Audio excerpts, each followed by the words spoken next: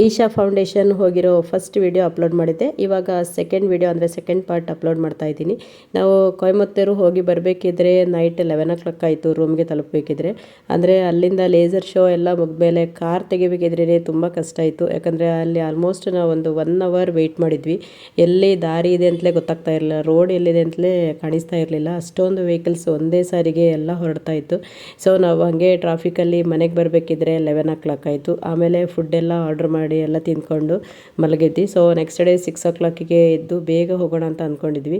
But ನಮಗೆ ಅಲ್ಲಿ ಹತ್ರನೇ ರೂಮ್ ಸಿಕ್ಕಿರಲಿಲ್ಲ. ಯಾಕಂದರೆ ನಾವು ಲಾಸ್ಟ್ ಮೂಮೆಂಟಿಗೆ ಡಿಸೈಡ್ ಮಾಡಿರೋದು. ಸೊ ಅಲ್ಲಿ ಕಾಟೇಜಸ್ ಎಲ್ಲ ತುಂಬ ಚೆನ್ನಾಗಿದೆ ಅಂತೆಲ್ಲ ಹೇಳ್ತಾಯಿದ್ರು. ಅಲ್ಲೇ ಸ್ಟೇ ಮಾಡಿದವರಿಗೆ ಸೈಕಲ್ ಕೂಡ ಕೊಡ್ತಾರೆ. ಅಂದರೆ ಅಲ್ಲಿ ಸ್ವಲ್ಪ ದೂರದಲ್ಲಿರುತ್ತೆ ಕಾಟೇಜ್ ಎಲ್ಲ. ಸೊ ಈಶಾ ಫೌಂಡೇಶನ್ ಬರಬೇಕಿದ್ರೆ ಸೈಕಲ್ ಎಲ್ಲ ಕೊಡ್ತಾರೆ, ಅಂದರೆ ಸೈಕಲ್ ಮಾಡ್ಕೊಂಡು ಬರ್ಬೋದು ಅಂತ ಹೇಳ್ತಾಯಿದ್ರು.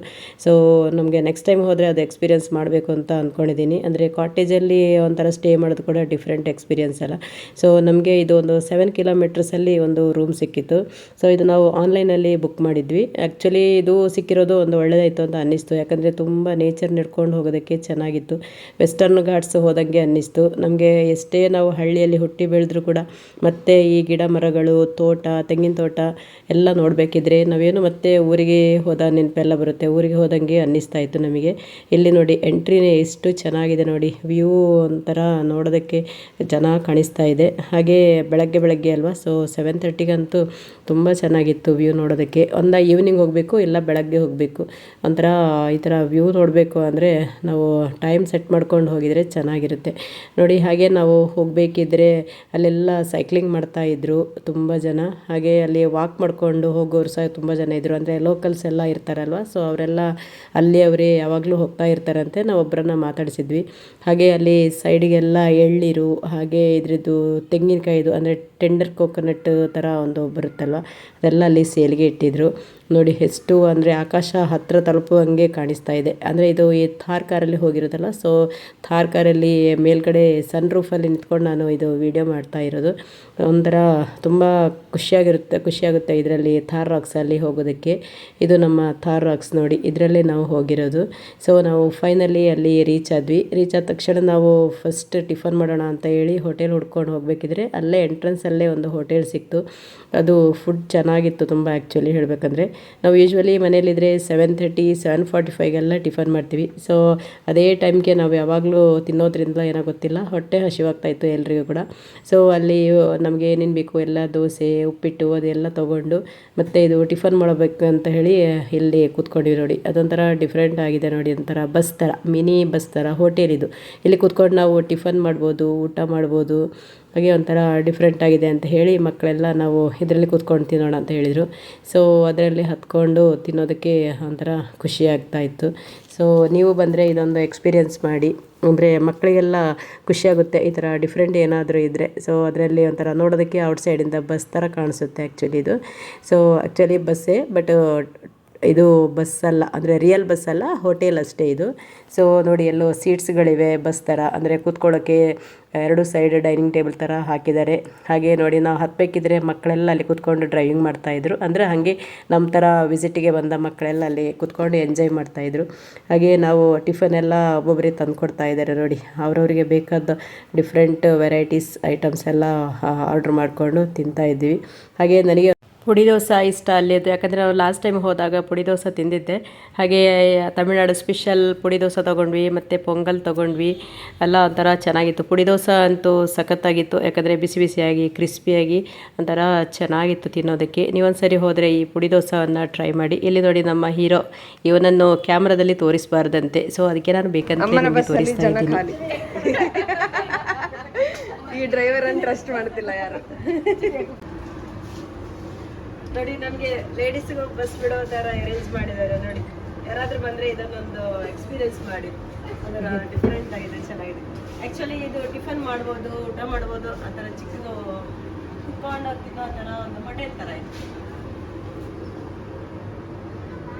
ಅಮ್ಮನ ಬಸ್ಸಲ್ಲಿ ಜನ ಇಲ್ಲ, ಬಸ್ಸಲ್ಲಿಂದ ಜನ ಫುಲ್ ಆಗಬೇಕಷ್ಟೇ. ಬರ್ತಾ ಇದ್ದಾರೆ. ಎಲ್ಲಿ ಸ್ಟಾಪ್ ನಿಮ್ಮದು? ನಮ್ಮದು ಈಶಾ ಫೌಂಡೇಶನ್. 5 minutesಲ್ಲಿ ನಾನು ಈಶಾ ಫೌಂಡೇಶನ್ ರೀಚ್ ಮಾಡ್ತೀನಿ. ನಿನ್ನೆ ಬುಲಕ್ ಕಾರ್ಟಲ್ಲಿ ಕೂತ್ಕೊಂಡಿಲ್ಲ ಅಂತ ಹೇಳಿ ಇವತ್ತು ಕೂತ್ಕೊಳ್ಳೋಣ ಅಂತ ಹೋಗಿದ್ವಿ.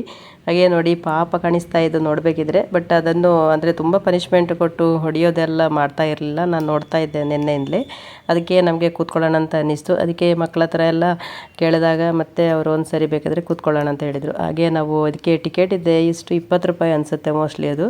ಹಾಗೆ ಟಿಕೆಟ್ ತೊಗೊಂಡು ಕೂತ್ಕೊಳ್ಬೇಕು. ಅಂದರೆ ಬಿಸಿಲಲ್ಲಿ ನಮಗೆ ಈಶಾ ಫೌಂಡೇಶನ್ ತನಕ ನಡೆದು ಹೋಗಿ ಬರಬೇಕಿದ್ರೆ ಈ ಥರ ಬುಲಕ್ ಕಾರ್ಟ್ ಸಿಕ್ಕಿತ್ತು ನಮಗೆ. ಸೊ ನಮಗೆ ಬಿಸಿಲಲ್ಲಿ ಕೂಡ ಒಂಥರ ಖುಷಿ ಆಯಿತು ಇದರಲ್ಲಿ ಕೂತ್ಕೊಂಡು ಬರಬೇಕಿದ್ರೆ. ಅಂದರೆ ಒಂದು ಎಷ್ಟು 7-8 ಜನ ಕೂತ್ಕೋಬೋದು ಈ ಕಡೆ, ಮತ್ತು 2 ಸೈಡ್ ಕೂತ್ಕೊಳ್ಳೋಕ್ಕಾಗುತ್ತೆ.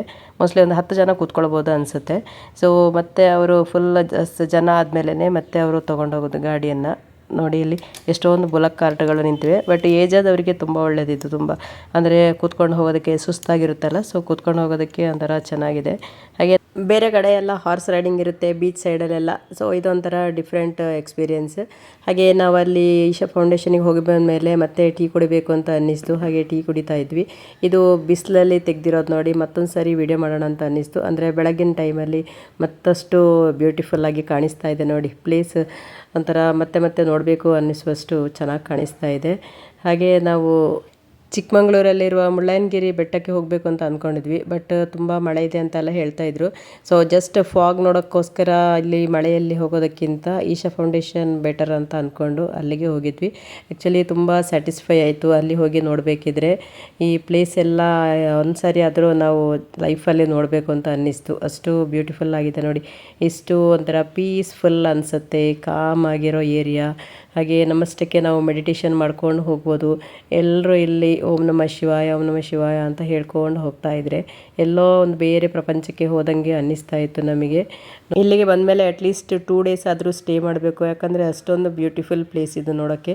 ಕಾಟೇಜ್ ಕೂಡ ನಾವು ನೋಡಬೇಕು ಅಂದ್ಕೊಂಡ್ವಿ, ಬಟ್ ನಮಗೆ ಬ್ಯಾಂಗ್ಳೂರು ಬರೋದಕ್ಕೆ ಲೇಟ್ ಆಗುತ್ತೆ ಅಂತ ಹೇಳಿ ಅದಕ್ಕೆ ಹೋಗಿಲ್ಲ ನಾವು ಕಾಟೇಜ್ ಕಡೆ. ಹಾಗೆ ತುಂಬ ಬಿಸಿಲಿತ್ತು. ನಾವು ಡೇ ಟೈಮಲ್ಲಿ ಹೋಗಿರೋದಲ್ಲ, ಅಂದರೆ ಬೆಳಗ್ಗೆ ಎಷ್ಟು ಬೇಗ ಹೊರಟ್ರು ಅಲ್ಲಿ ತಲುಪಿ ಮತ್ತೆ ಎಲ್ಲ ಸುತ್ತಾಡಿ ಬರಬೇಕಿದ್ರೆ ಅಲ್ಲಿಂದ 12 o'clock ಆಯಿತು. ಹಾಗೆ ತುಂಬ ಬಿಸಿಲಿದೆ. ನೀವು ಹೋಗೋದಾದರೆ ಒಂದು 4-5 ಬಾಟ್ಲು ನೀರು ತೊಗೊಂಡೋಗಿ. ಈಶಾ ಫೌಂಡೇಶನ್ ಹೋಗಬೇಕಂದ್ರೆ ಬ್ಯಾಂಗ್ಳೂರಿಂದ ತುಂಬ ಬಸ್ಸುಗಳಿವೆ. ಡೈರೆಕ್ಟಾಗಿ ಈಶಾ ಫೌಂಡೇಶನ್ ಒಳಗಡೆ ಕರ್ಕೊಂಡು ಹೋಗ್ತಾರೆ. SRTC ಬಸ್ಸುಗಳು ಕೂಡ ಇದೆಯಂತೆ. ಆ್ಯಕ್ಚುಲಿ ನೈಟ್ ಹೋದರೆ ಬೆಳಗ್ಗೆ ಆರಾಮದಲ್ಲಿ ಸುತ್ತಾಡಿ ಬರ್ಬೋದು. ಇದು ನೋಡಿ ಚಕ್ಕೋತ ಗಿಡ ಅಂತೆ. ನೋಡಿ ಎಷ್ಟು ಚಕ್ಕೋತ ಇದೆ ನೋಡಿ. ಇದರಲ್ಲಿ ದೊಡ್ಡ ದೊಡ್ಡ ಫ್ರೂಟ್ಸ್ ಇದೆ ಇದರಲ್ಲಿ. ಫುಲ್ ಇದೆ ಚಕ್ಕೋತ. ಇದು ಮುಂಚಿನ ದಿವಸ ನಾನು ತೆಗೆದಿರೋ ವಿಡಿಯೋ, ಯಾಕಂದರೆ ಮತ್ತೆ ನಾವು ನೆಕ್ಸ್ಟ್ ಡೇ ಅಲ್ಲೆಲ್ಲ ಹೋಗಿಲ್ಲ ಒಳಗಡೆ ಎಲ್ಲ. ಧ್ಯಾನಲಿಂಗಕ್ಕೆ ಹೋಗಿದ್ದೆವು. ಅಲ್ಲಿ ಒಳಗಡೆ ಕೂತ್ಕೊಂಡು ಧ್ಯಾನ ಮಾಡಬೇಕಿದ್ರೆ ಯಾವುದು ನೆನಪು ಬರಲ್ಲ. ಆ್ಯಕ್ಚುಲಿ ತುಂಬ ಚಿಕ್ಕ ಮಕ್ಕಳು ಕೂಡ ಇದ್ದರು. ಅವರು ಕೂಡ ಎಲ್ಲರನ್ನು ನೋಡಿ ಅವರೆಷ್ಟು ಚೆನ್ನಾಗಿ ಧ್ಯಾನ ಮಾಡ್ತಾಯಿದ್ರು. ಅಂದರೆ ಮಕ್ಕಳು ನೋಡಿ ಕಲಿತಾರೆ ಅಂತ ಹೇಳೋದಕ್ಕೆ ಇದೇ ಒಳ್ಳೆಯ ಉದಾಹರಣೆ ಅಂತ ನನಗೆ ಅನ್ನಿಸ್ತು ಆವಾಗಲೇ. ಹಾಗೆ ಯಾರು ಬೇಕಾದರೂ ಹೋಗಿ ಅಲ್ಲಿ ಧ್ಯಾನ ಮಾಡ್ಬೋದು. ಯಾಕಂದರೆ ಅಲ್ಲಿ ತುಂಬ ವಾಲಂಟಿಯರ್ಸ್ ಇರ್ತಾರೆ. ಅವರೆಷ್ಟು ಚೆನ್ನಾಗಿ ನಮಗೆ ಎಲ್ಲರನ್ನೂ ಒಂದು ಸರ್ಕಲ್ ಥರ ಕೂತ್ಕೊಳಿಸ್ತಾರೆ. ಮಿಡ್ಲಲ್ಲಿ ಒಂದು ಲಿಂಗ ಇರುತ್ತೆ. ಒಂದು ಕೂಡ ಯಾರು ಕೂಡ ಒಂದು ಶಬ್ದ ಮಾತಾಡಲ್ಲ, ಏನೂ ಇಲ್ಲ. ಒಂದು 10 ನಿಮಿಷ ಇರ್ತದೆ ಅಷ್ಟೇ. ಮತ್ತೆ ಒಂದು ಬೆಲ್ ಹೊಡಿತಾರೆ. ಅಷ್ಟೊತ್ತಿಗೆ ಒಬ್ಬೊಬ್ಬರನ್ನೇ ಕಳಿಸ್ತಾರೆ ಅವರು. ತುಂಬ ಚೆನ್ನಾಗಿದೆ. ಹಾಗೆ ನಾನು ಬರ್ತಾ ಸ್ವಲ್ಪ ಐಟಮ್ಸ್ ತೊಗೊಂಡು ಬಂದೆ, ಒಂಥರ ನೆನಪಿಗಿರಲಿ ಅಂತ ಹೇಳಿ. ಹಾಗೆ ಒಂದು ಆದಿಯೋಗಿಯದ್ದು ಸ್ಟ್ಯಾಚು ತೊಗೊಂಡೆ ನೋಡಿ, ಎಷ್ಟು ಕ್ಯೂಟಾಗಿ ಚೆನ್ನಾಗಿದೆ. ಚಿಕ್ಕದು ತೊಗೊಂಡೆ ನಾನು. ಹಾಗೆ ದುಪ್ಪಟ ಮತ್ತು ಅದೆಲ್ಲ ಹಾಕ್ಕೊಳ್ಳೋದಕ್ಕೆ ಒಂದು ಬ್ಯಾಗ್ ತೊಗೊಂಡೆ. ಆ ಬ್ಯಾಗಲ್ಲಿ ಈಶಾ ಫೌಂಡೇಶನ್ ಅಂತ ಹೇಳಿ ಬರೆದಿತ್ತು. ಟೋಟ್ ಬ್ಯಾಗ್ ಥರ ಇದೆ ಇದು. ಹಾಗೆ ಈ ವಿಡಿಯೋ ಇಷ್ಟ ಆದಲ್ಲಿ ನಿಮ್ಮ ಫ್ರೆಂಡ್ಸ್ ಫ್ಯಾಮಿಲಿಗೆ ಶೇರ್ ಮಾಡಿ. Thank you for watching my videos. ಹೀಗೆ ನನ್ನ ಚಾನಲ್ನ ಸಪೋರ್ಟ್ ಮಾಡ್ತಾ ಇರಿ. Thank you once again.